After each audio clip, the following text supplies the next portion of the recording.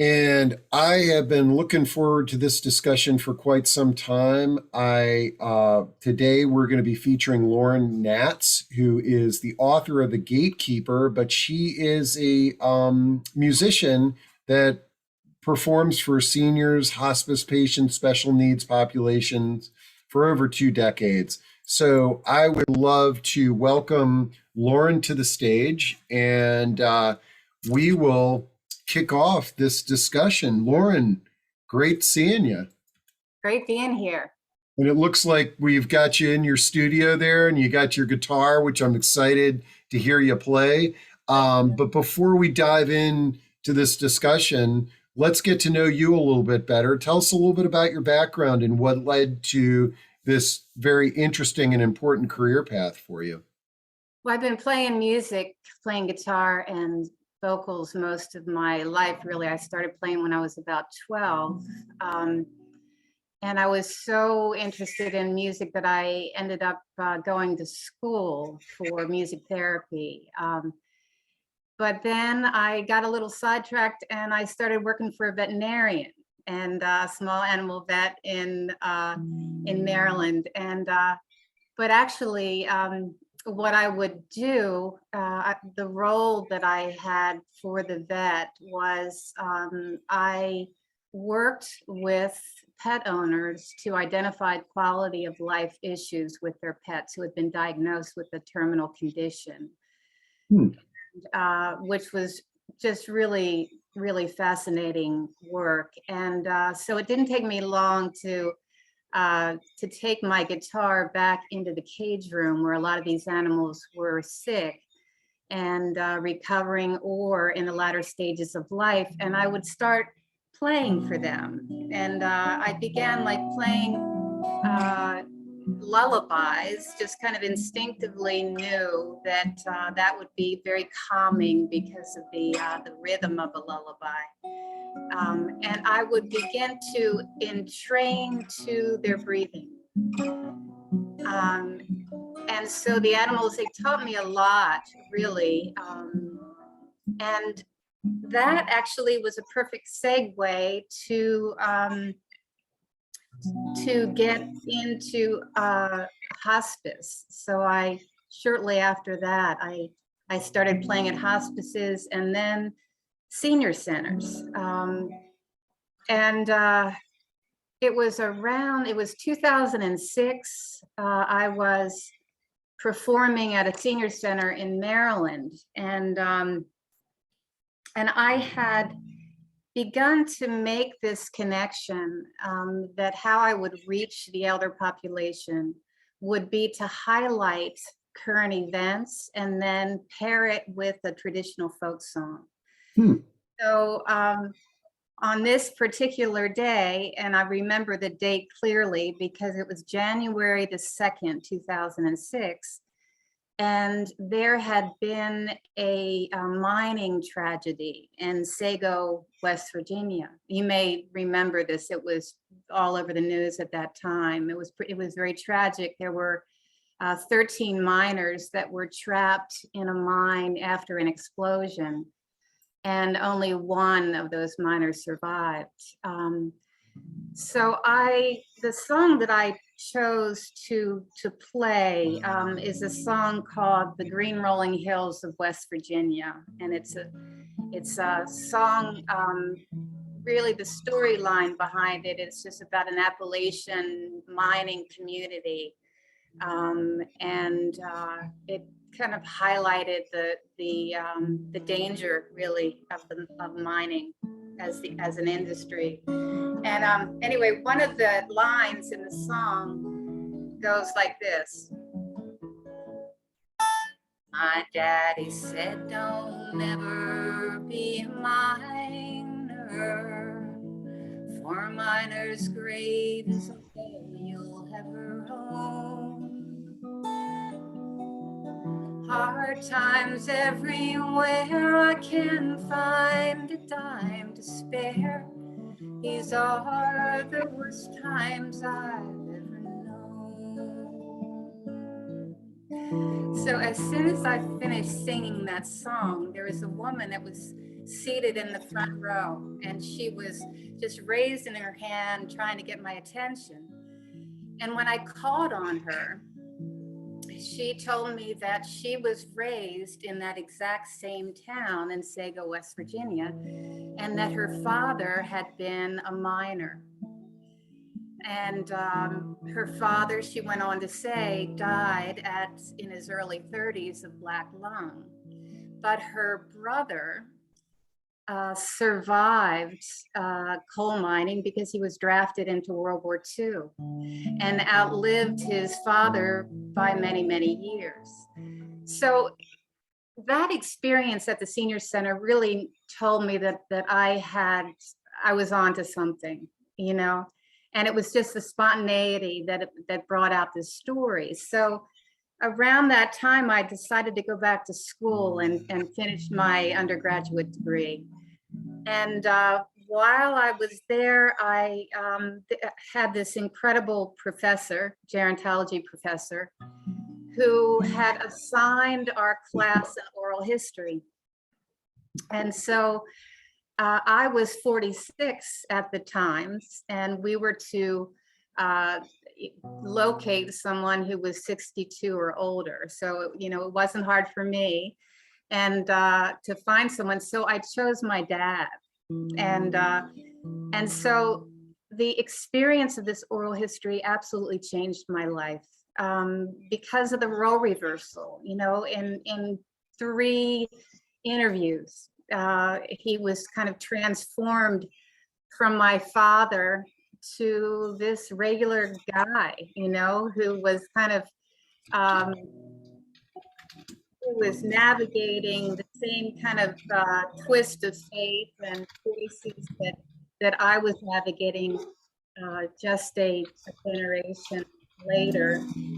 And so my trajectory completely changed after that interview. Dad died about 2 years after that. What was challenging about that interview was that he was not easy to guide an interview with him, mainly because he was my father, but also that he was a natural storyteller and he had this incredible wit, and he was a politician as well. So he had brushed shoulders with, he just was able to recall and recite, you know, every public official that he had brushed shoulders with since Dwight D. Eisenhower. So it was like, how do you guide an interview like that with someone with that kind of passion, you know? And so I had already had this experience at the senior center, and I knew that music had this ability just to, again, just spontaneously bring these memories up. So kind of at that point, I pretty much kind of set out to kind of prove this hypothesis, really, that oral history combined with music would really, not only would it cultivate compassion, but that it would really be a catalyst for authentic expression. And so after that, I got a job working at a long-term care facility in Maryland, and it was an incredible experience. One thing that really struck me, because that was my first exposure with working with elders at that time, what struck me were the cumulative losses that the residents were going through who had just moved into these communities. You know, they were in the process of downsizing their homes and selling their homes. Many of them had lost spouses, and they were at the same time trying to assimilate into a whole new community and a culture. And not to mention the fact that, you know, as as they were aging, they were beginning to experience some cognitive and physical decline. So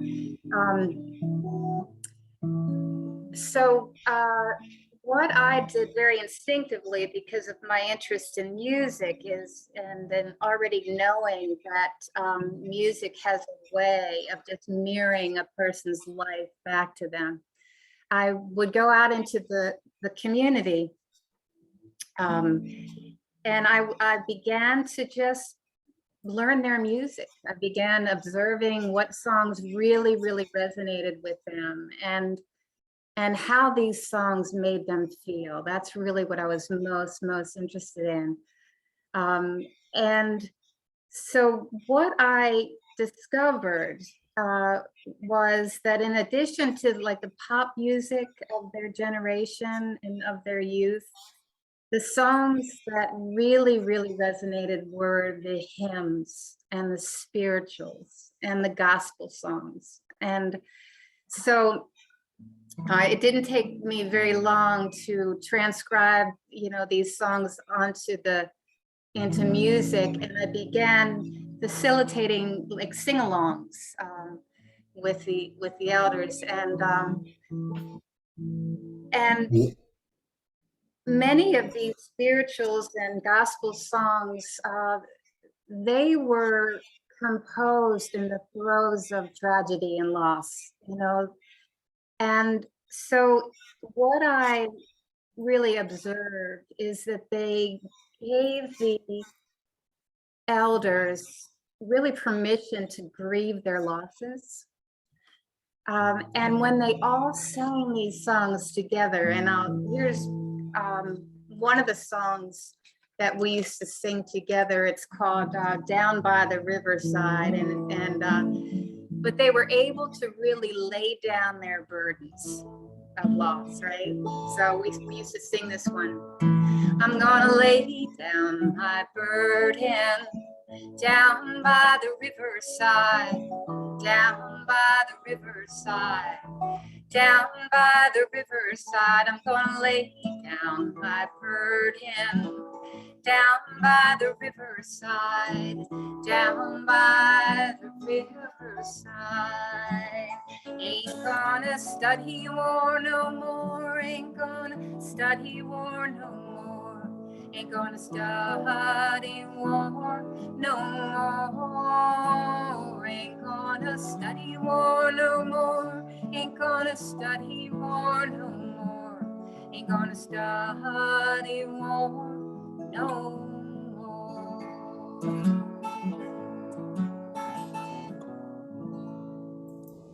Well, that was beautiful. Lauren, we're not surprised. We got a few questions that have already come in, and you can address them at any point in time.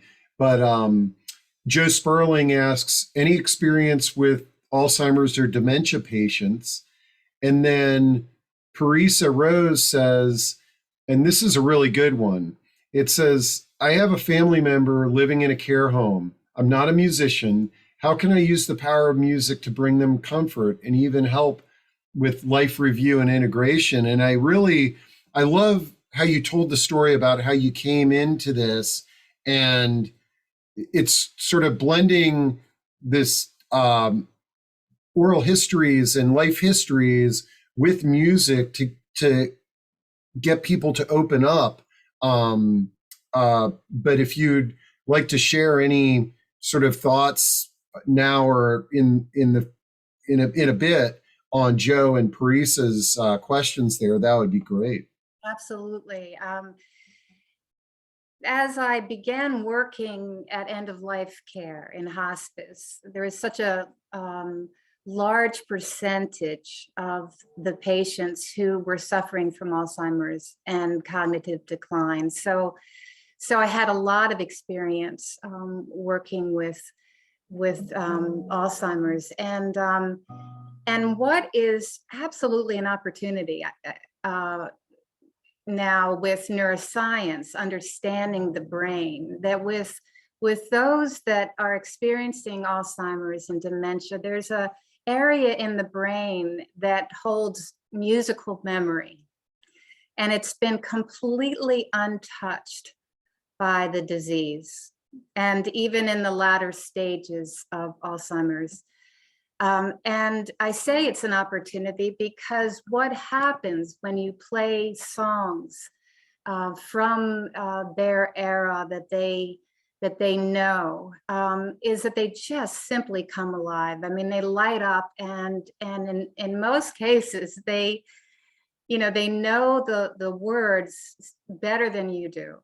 And I have seen this happen so many times, and it's just really a beautiful thing. It's an empowering thing in that it brings them back to the people, places, and events in their lives that really had meaning. And so in addressing the other question about, I'm not a musician, there are so many ways to tap into the healing power of music. Especially now, because everyone has an iPhone and everybody can download music onto iTunes and that sort of thing. But the way to really go about identifying favorite music for someone, and it's pretty much how I went about it, is I began to really research, the historical events and that were happening during the lifespan of the particular person that I would be working with, and all of these songs really represent our cultural heritage. That's the beauty of that. And the elders refer to a lot of these songs, these familiar songs that bring out the most memories, as sing-along songs. And the reason why they're defined as sing-along songs is because we've been singing these songs for just generation after generation. And these songs really have been around since the first colonists came to our country, and they brought with them ballads. And what they did is that they would change the lyrics. They would keep the melodies of these songs, and then they would alter the lyrics to really reflect their new experiences in the new world. So these songs, because we've been singing them, over and over and over and over again, they are, again, they just draw us in. And Steve, there's a clip that you could kind of go to at this point. Okay. Yeah. Is this the first one? It's yes. Okay. Yeah. Let me share that. And hold on a second. Actually, I'm sorry, it's the second one. It's four. The 441. Got it. Yeah. Okay. All right. Here, let me share that for you here. All right. And whoops. Oh, hold on. I want to make sure that I selected video here. Okay. Yep. Okay. So you just tell me when you want me to pause it. Okay. Sounds good. The specific music bringing back their own life experiences so spontaneously is what really empowers them. It empowers them to think of themselves as a whole person without the limitations that disease and aging bring. It's a piece of themselves that has been unscathed. It is entirely theirs, and no one can take it away. Music has the ability to give that back to them.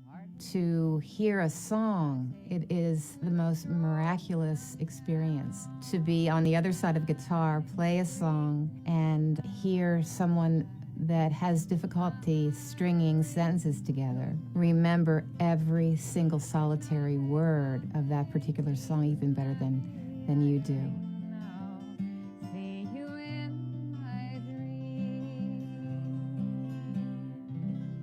That's great, right there. Yeah, perfect. Beautiful. Now, just a couple of things. These are some clips from a documentary that was done on you.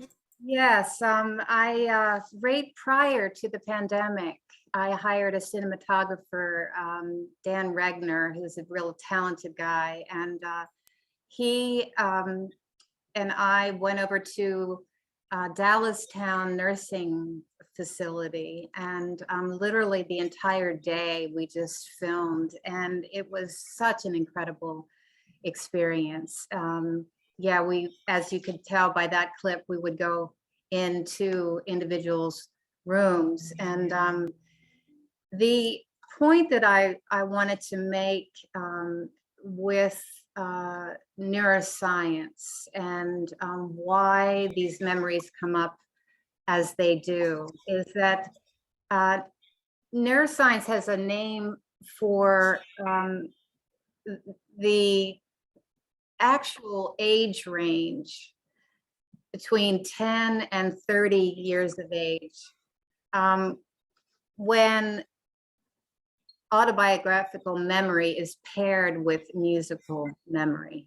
And so this is why it is just so empowering to the elders. And during this period of time, when you think about it, these are when the most important events of your lives happen, right? In adolescence and young adulthood. And in terms of life review, they have discovered that as far as autobiographical memory is concerned, that the events that took place and the people that are part of your life during this time, they kind of set your narrative, you know, for the rest of your life. So this is the reason why music is such a magical thing, and it acts as a catalyst for life review. And it transports you back to these meaningful people and events, and it empowers their sense of self and their identity. And one of the things that, of course, with aging and loss, it's music just reminds our elders of the richness of their lives. This is great. Now, I want you to tell us briefly about your book, but before we do that, we got a few more questions that I want to make sure I recognize so you can blend in some solutions and thoughts for these individuals that are asking questions. So Janet Grit says, I am a speech language pathologist who works with stroke survivors. I know that singing can also help stroke survivors who have aphasia, which is a communication disorder, talk better. Have you had any experience with this population?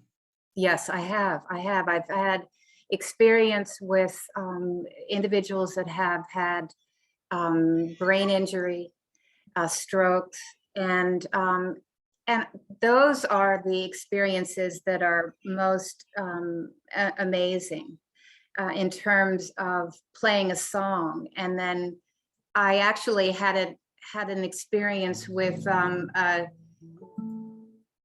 Hank Williams tune. It's I saw the light, I saw the light, no more darkness, no more night. And there is a woman who had just had a stroke, and she was completely unable to speak, and she sang along with me when I sang that song. So yes, in answer to your question, I have had experience with all kinds of different types of cognitive decline.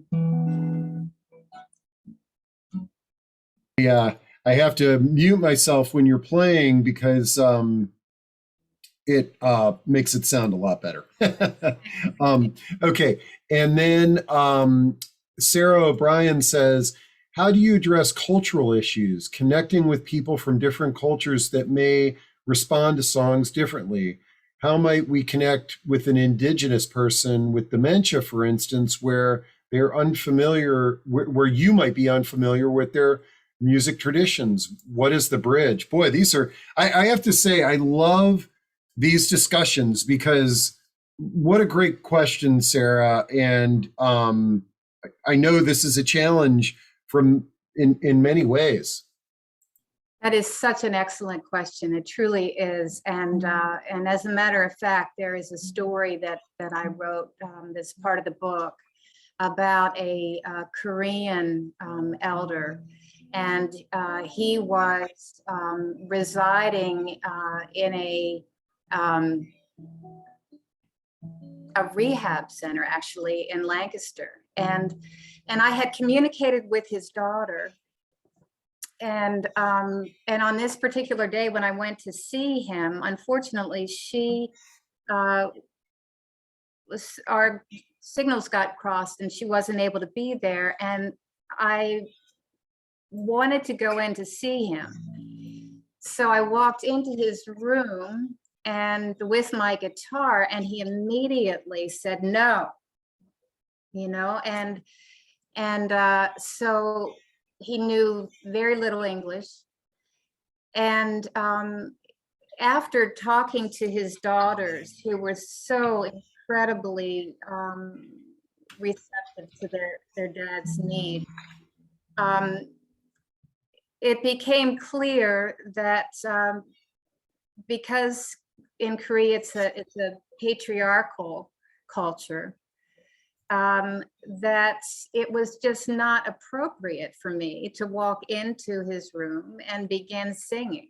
And so what happened, and it was just a beautiful thing. What happened was I had another opportunity to play for him, and what the daughter wanted me to do is to act as though I was just there playing for the entire, group of residents. And so I would set up my guitar, and then the family would bring in, the elder into the room. And one day she actually asked if I would learn one of the traditional Korean folk songs, which I did, Ari Rang. And I get goosebumps when I remember it. I mean, I went up to the husband and wife, and I began playing it. It's an instrumental. And when he recognized it, he just threw his head back and just huge big smile on his face, and it was just incredibly touching. But I have to say that this is an area that we really need to work on in long-term care, is really, creating more diversity with music, with everything, to be honest. Well, and one of the things that you reminded us of is thanks to the miracle of these phones, or I should say, the technology that we have, especially around music, we have the ability now, like it's wonderful when you've got a trained live musician like yourself. There's nothing that beats live music. However, we can do searches, for the music of our parents' era and what have you. And we can experiment the same way that you might strum your guitar and play a few different songs before it hits somebody. We can drop your phone and play a few songs and see if mom or dad respond. And what a great way. I got into this business because my grandfather was in a nursing home. And I just remember sometimes those times of silence that was awkward for me and my family when you go into the room, and the ability to just sit there and be and listen to a song is really important for all of us. Absolutely, absolutely. There is a wonderful organization called Music and Memory, and many of you all may be familiar.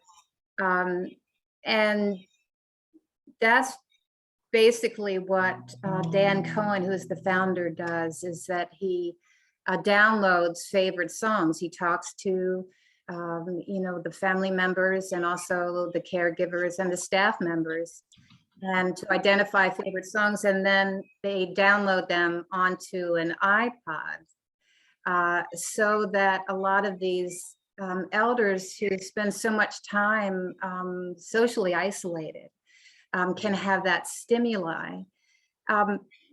One thing that I do want to say, though, and the work that I do is so incredibly important in terms of live music, and I'll tell you why that is. First of all, there is this incredible synergy that takes place between the musician and their instrument, as well as the song that you're projecting to your audience. And that is such an opportunity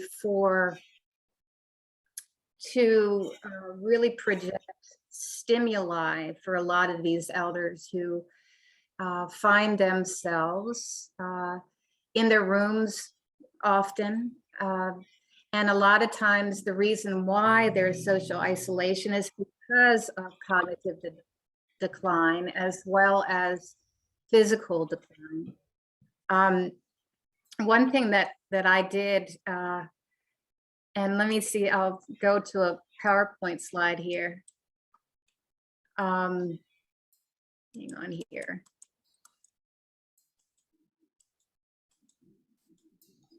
With me. No worries. There we go. We're not. Make sure you do share screen. Okay. And while you're doing that, I'm gonna. Another question came in. How can people get involved in what you're doing? Do you have a program that people who are interested can plug into? How would one begin? So just throwing that out there, not to derail things. No, that's wonderful. That's great. It makes me very happy to know that there's so much interest out there. And actually, right now, I am building curriculum to train other musicians and non-musicians how to do this work, because it is so, so important. And so I'm going to leave all of my contact information, and anybody that is interested in getting involved in this, please reach out to me. Yeah,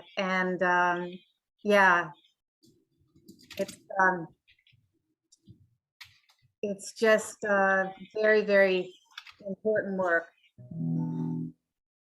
So what I was talking about before is building community.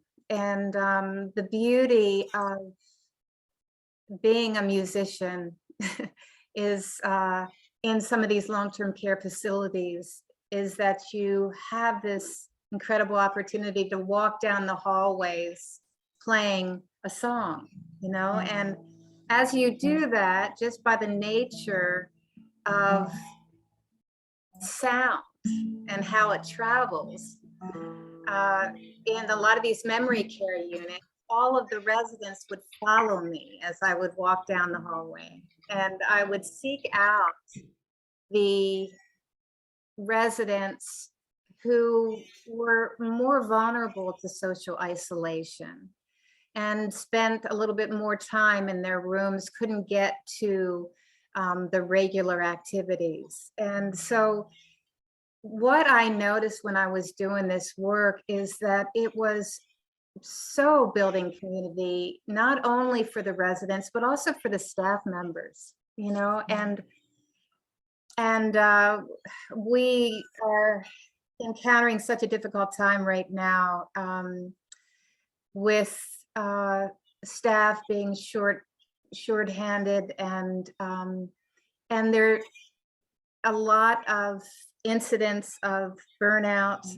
And so music just really transforms the entire environment, you know, and as I was doing that work, staff members would be singing along and smiling, and so we just really need more of that. No, that's great. All right, let's see. Deb Merrimer says, wish we had the benefit of a hospice musician such as you with my mother-in-law. She was also from a West Virginia coal mining town. Her father-in-law died in the 1907 mining disaster. We shared music with her on YouTube, music videos with her iPads instead. She loves singing along to the likes of Loretta Lynn, and it brought her so much joy. Someone else mentioned, and this is a great, we talk about it regularly on these discussions, how Alexa and Google Voice or Google Home are such great tools for us and our loved ones. I mean, I love it because I've got a Alexa right here in my office, and instead of having to tune my phone, I can just, you know, if I'm in the mood to listen to something, I can just ask her to play it, and it, you know, and it does, and you know, it's a more accessible use of technology, especially related to music. Let's see. Okay. And then Karen Dotson says, on my husband's last day of life, he was to the point of being non-responsive. We played a special song between my son and his father. My husband opened his eyes and said, "Get me up." It gave my son one last hug and said, "Oh man," said, "I love you." He laid down and died. That's the most beautiful moment ever. Yeah. Thanks for sharing that. Deborah asks, you know, I mean, I think music has made its way slowly but surely into senior living and hospice. But is there any work being done in hospitals? I mean, what a great place that really needs music is a hospital. No question. I had a tiny bit of experience over at York Hospital with a patient. And again, once again, you know, to be able to play in that kind of an environment where things are pretty sterile, you know, and but the doctors would hear the music as they were walking down the hallways. And again, it would just kind of lift their spirits, as well as the patient that I was playing for. Yes, I think that it's an exciting time for music right now. And there are becoming more and more programs that are venturing out into the hospitals. And so, yeah, I very definitely am jumping on that same train and training other people to do this kind of work. Yes, really important stuff. Okay, great. All right. I think I got through most of the. Somebody asks, as the pandemic continues, past the 2-year mark, have you been able to continue your work? Have you been able to resume in person? Have you done virtual work? How has it been for you? It's not been easy, I have to say. And I'll tell you, one of really the main reasons why I wrote The Gatekeeper was out of frustration, because I had developed all these tools and strategies in the field, and I was watching lives change in a positive way, using music with caregivers, and also as the person mentioned, witnessing at end of life, how powerful music can be.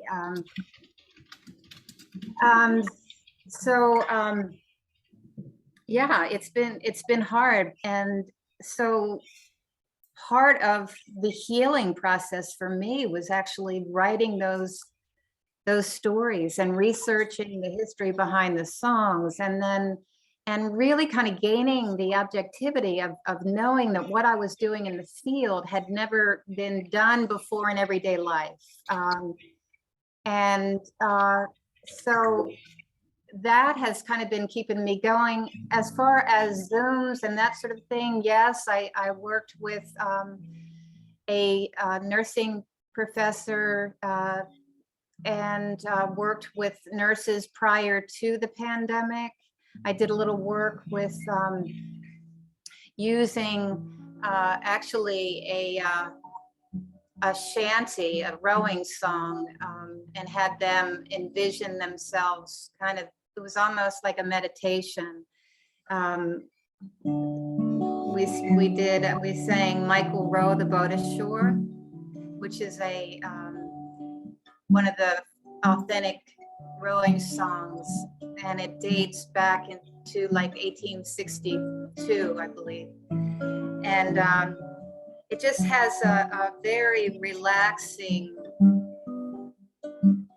rhythm.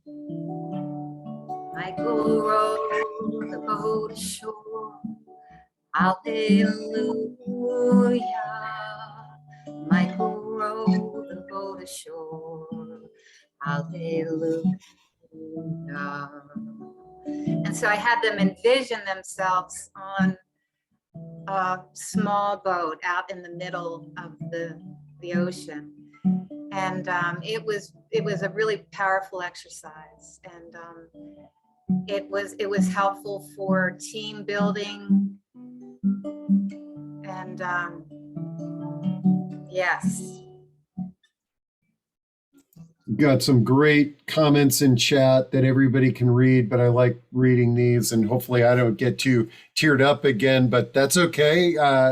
Expressing emotion is fantastic. Deborah says the hospital staff need positivity and stress release. Yeah, I mean, you know, my good friend Alan Yelowitz founded the company called The Beat Goes On that does drum circles in senior living. And I love being in the building when he's doing this.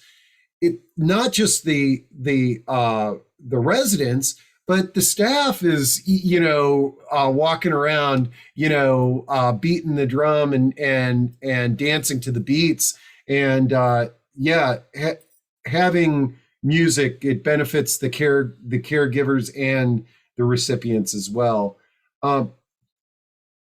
Claire says, in this pandemic era, isolation for individuals and stress for healthcare workers, music can be such a healing modality at all. Your work is so important, Lauren. Thank you. Gabrielle says, thank you for wonderful and rewarding mission. Not a musician, a captured and looped nature sounds which enhance EOL in comfort. And mom's passing, reminding of her Baltic childhood. Joe says, I was at a funeral where Over the Rainbow, as sung by Eva Cassidy, was played. Absolutely beautiful, not a dry eye in the entire room. Great comments there in chat. And we've really tapped into something that is very powerful. Absolutely. If I could play, go back to one of the slides here. this is really the reason I do what I do. This clip was filmed at Dallas Town when we did the documentary short, and it's just such a wonderful representation of the joy that music brings, along with, of course, an outlet to grieve, but also just the buoyancy and the joy. So here we go.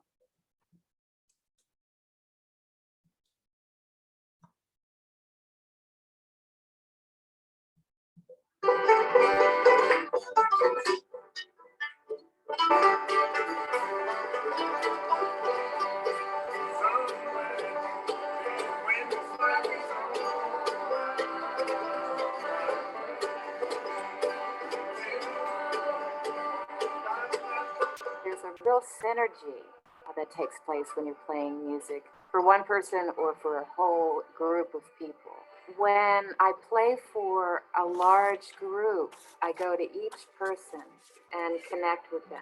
And when you do that, you're drawing them in, and they're becoming a part of the life force, really, that you're projecting with your music. It all becomes kind of interwoven into one. That was quite a day when we did that documentary short, and the group that was playing that day, they were called the Shanley Boys, and they were actually there to perform for their dad, who was in the audience, and he's now deceased. But we started out that day with that jam session, and as you can see, there's a woman who was really relying heavily on a walker, and her spine was kind of curved. And when we started jamming, she literally got up, pushed her walker aside, and began clogging. I mean, it was just absolutely incredible to watch. That same day, you talk about combating social isolation. One of the administrators at Dallas Town at that time had asked that we go upstairs and play music for this Vietnam veteran who rarely left his room.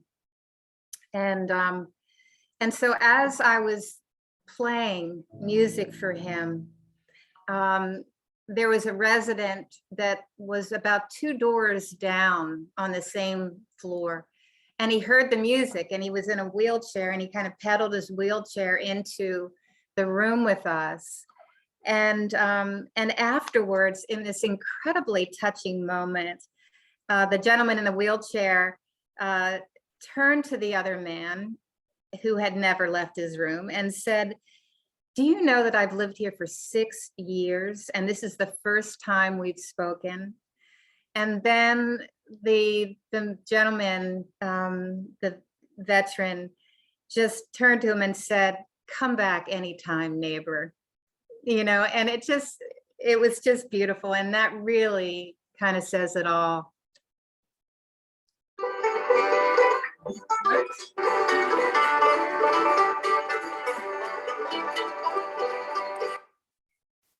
So, yes, there are so many reasons why music is important, and it's truly like this call of action, I think, right now. And again, your comments have been incredible, and not only for the patients, but also for the caregivers and the staff members. And we are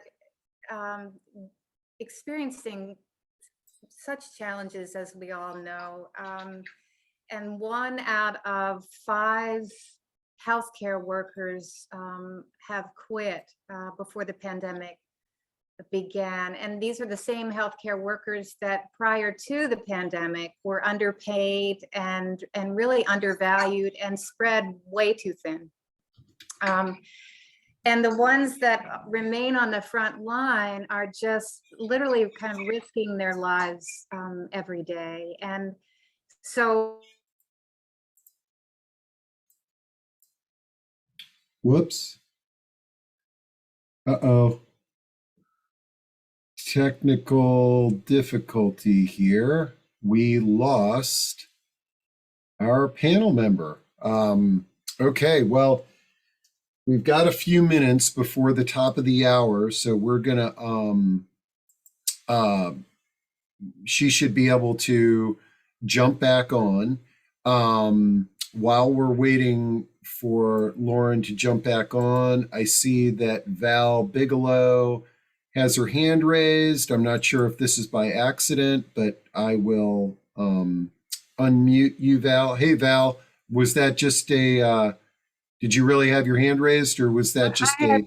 I had my hand raised, yes. Oh, great. Well, we're waiting for Lauren to come on, but did you have a comment or a question? Yeah, I had a comment. Her book is so beautiful. When you read it, please have a box of Kleenex handy because it's a tearjerker. There are a lot of beautiful stories that just bring your own emotion out. And also, I wanted to make the point that the music not only helps socialization and brings memories back and life review, some of her music has helped people at the moment they're dying. And there's some songs that she has that have very archetypal imagery, such as crossing the river. And in her book, she has two stories where she's singing a song, and when she gets to the phrase crossing the river, they die. And it's kind of like an archetypal cue to a dying person just to let go. It's just magical. So I wanted Wow. to bring that Well, out. Val, I'm delighted that you're Lauren. I As know. you dropped off because of technical issues, Val had her hand raised, and oh, she's one of your fans. She's oh, read the book and was sharing the crossing the river uh, insight in chapter. yes, yeah, that was just an amazing. Hi, Val. Hi. I was just bringing out that your music sometimes is very archetypal with imagery like crossing the river that actually helps people cross. And two of them crossed just as you were singing that. Exactly. Yeah, that I was singing Swing Low, Sweet Chariot, and there were two residents just like two campuses apart from one another, and they were both actively dying at the same time. And when I started singing Swing Low, Sweet Chariot, the first woman died on the second verse. If it's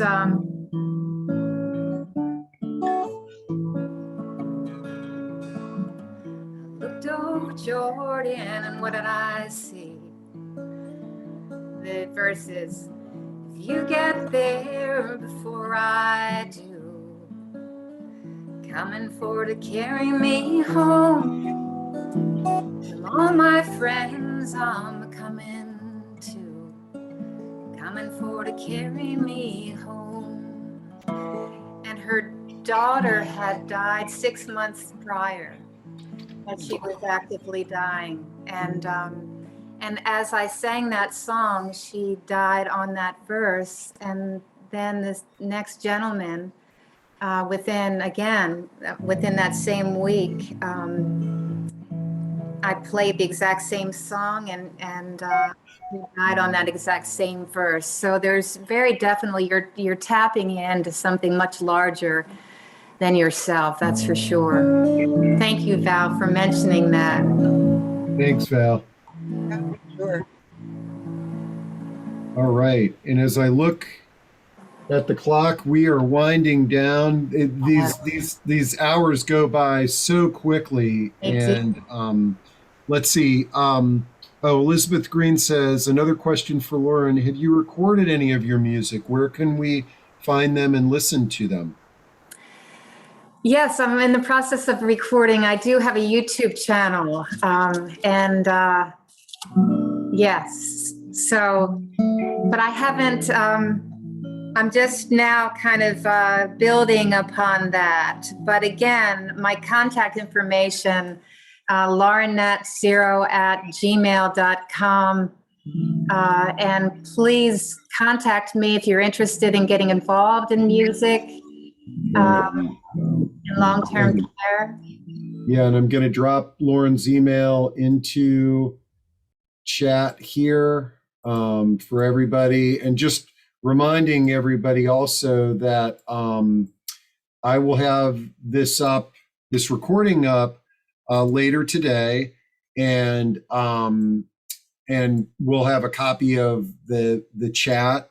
So if there's anything that somebody wrote in there that you wanted to utilize, you can utilize it.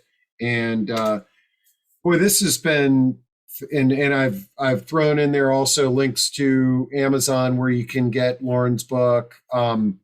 This has really been wonderful. You're such a wonderful presence, and I always we've tackled music therapy a few times in these discussions, but I love how you're actually performing for us. It just really reiterates, as somebody had talked about, the difference between live and recorded music. Music is great no matter what, but there's just something about a live performance that is inspiring, and calming. So, Lauren, thank you. Thank you to the audience for once again just amazing questions and comments. We're a community, and it's great when we can come together around a topic like this and really change the lives of the people that are out there. Any sort of closing thoughts that you want to share with the audience, Lauren? I just want to again thank everyone for your questions. You really, really honed in on the important areas that music really promotes. And so I thank you all, and I hope to see you out in the field for sure. Excellent. All right, everybody. We will see you soon, and we'll stay in touch with you, Lauren, and have you on again. Thank you. That would be lovely. Thank you so much.